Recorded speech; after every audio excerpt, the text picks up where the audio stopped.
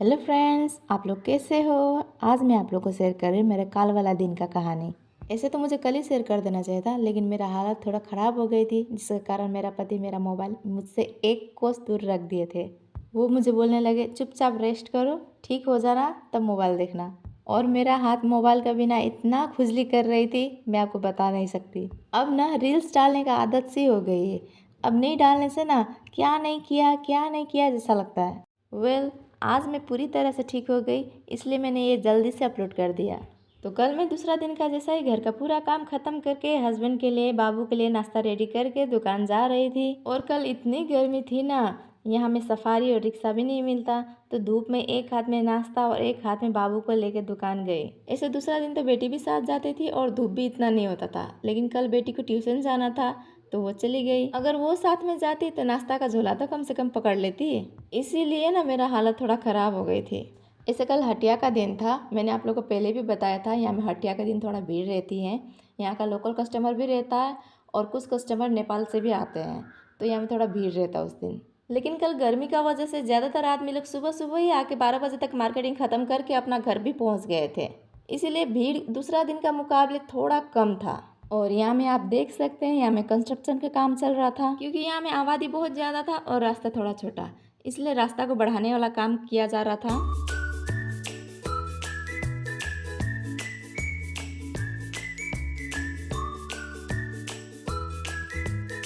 और इधर में जैसे ही दुकान पहुंच के बाबू को उतारी, उसका तो रोना धोना स्टार्ट हो गया था। उसको गोद में बैठकर और दूर तक घूमना था। यहाँ मेरा इतना दूर में गर्मी से हालत ख़राब हो गई थी और उसको और भी दूर तक घूमना था।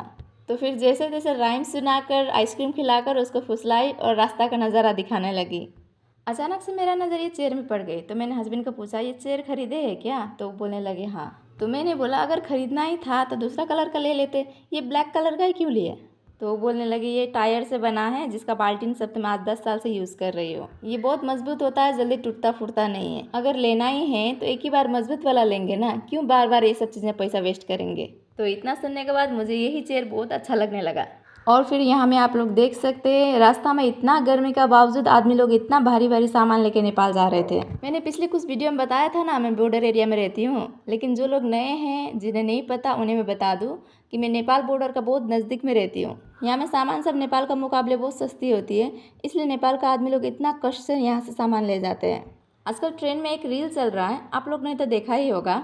क्रिएटर लोग अपना सर पे बुक या फिर और भी कुछ सामान रख के डांस करने का चैलेंज करते हैं, जिन्हें सोशल मीडिया में बहुत पसंद किया जा रहा है। वो रील 30 से 50 सेकंड का रहता है, लेकिन यहाँ रियल लाइफ में भारी भारी सामान सिर पे रख के आदमी लोग 1-1 घंटे का सफर तय करते हैं। रील में क्रिएटर लोग शौक से करते हैं और यहाँ रियल लाइफ में आदमी लोग मजबूरी से करते हैं। उन लोगों को तो पूरा दुनिया ही देख पाती है, लेकिन ये लोग को नहीं। और फिर ये देखिए, आ गए हम लोग का कस्टमर। ये नेपाल का कस्टमर है, ये शायद पुलिस या आर्मी है, ऐसे कुछ बता रहे थे। उनको लेना था टी शर्ट, तो मेरा हस्बैंड दिखा दिए हैं। कुछ देर देखने के बाद बोले, ये सेम ही कलर का दूसरा चाहिए, मतलब प्रिंट नहीं होना चाहिए, बाकी सब कुछ एक चेक होना चाहिए, सिर्फ प्रिंट नहीं होना चाहिए। तो हस्बैंड ने वो भी दिखा दिया। उनको देख के लग रहा था कि उनको टी शर्ट पसंद भी आई थी, लेकिन फिर बोलने लगे, ठीक है थोड़ा देर बाद आते हैं। दुकान में कभी कभी ऐसा भी होता है, और ये मेरा ही दुकान में नहीं, हर दुकान में ऐसा होता है। कस्टमर से 15 मिनट तक देखते हैं और उन्हें मिल भी जाता है, और फिर बोलने लगते हैं, ठीक है थोड़ा देर बाद आते हैं। उनमें से कुछ आते हैं और कुछ नहीं आते हैं, लेकिन दुकानदार का तो काम ही है कस्टमर लोग को दिखाना, पैकिंग में से सब सामान का खोल खोल के दिखाना। और थोड़ा देर बाद वो लोग नहीं लेंगे, थोड़ा देर बाद आएंगे बोल के बोलने से सब सामान को फिर से फोल्डिंग कर करके रखना।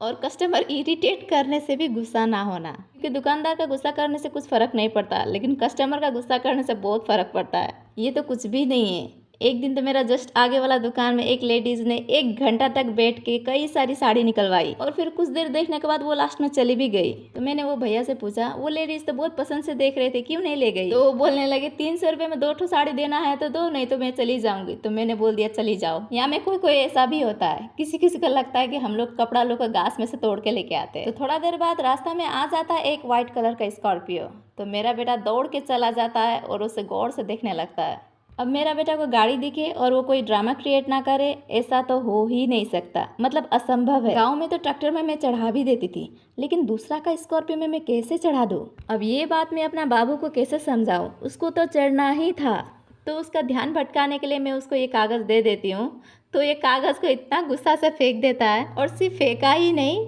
वो अपना गुस्सा दिखाने के लिए फेंका वाला कागज़ को फिर से उठाकर दोबारा लाकर फिर से उसको फेंक रहा था। मतलब वो मुझे दिखाना चाहता था कि उसका गुस्सा बहुत ज़्यादा है, उसे वो स्कॉर्पियो में चढ़ना ही था चाहे कुछ भी हो जाए। उसने तो गाड़ी में चढ़ने के लिए मानो तबाही ही मचा दिया था। मैं बार बार साड़ी को उठा देती थी और वो है कि गिराते ही जाता था। तो फिर मुझे गुस्सा लगने लगा तो मैं उसे डांटने लग गई, और वो फिर भी नहीं माना तो मैंने उसे एक थप्पड़ दे दिया। उसके बाद प्यार से राइम्स भी सुनाई, तब जाके ये ठीक हुआ। इधर हस्बैंड कस्टमर से डील कर रहे थे और इधर मैं उसको खाना खिलाने के लिए कर रही थी। आज उसका खाना भी आधा अधूरा ही था। बाटी से पता नहीं आधा से ज़्यादा दूध कैसे गिर गई थी, शायद ढक्कन ही लूज होगा, इसीलिए टिफ़िन का अंदर थोड़ा ही दूध और रोटी बचा था, तो मैंने उसे वही खिला दी। और इसको खाना खिलाते खिलाते तो मेरा भी खाना पच जाता है। मतलब इतना दौड़ाता है ना ये, क्या ही बताऊँ मैं।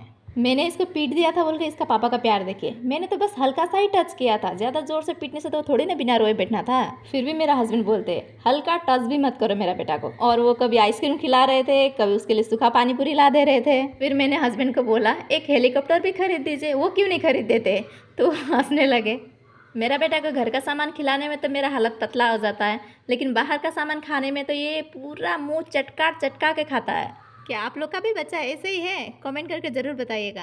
उसका बाद ऐसे कुछ कस्टमर आते हैं, किसी को पर्सनली यूज़ के लिए सामान चाहिए था, किसी को अपना दुकान के लिए चाहिए था। और ये कस्टमर मुझे बताती है कि वो मेरा रील्स देखती है, उन्हें बहुत अच्छा लगता है मेरा रील्स। तो मैंने उनसे कुछ सलाह मांगी, क्या वीडियो में कुछ सुधार करने का ज़रूरत है?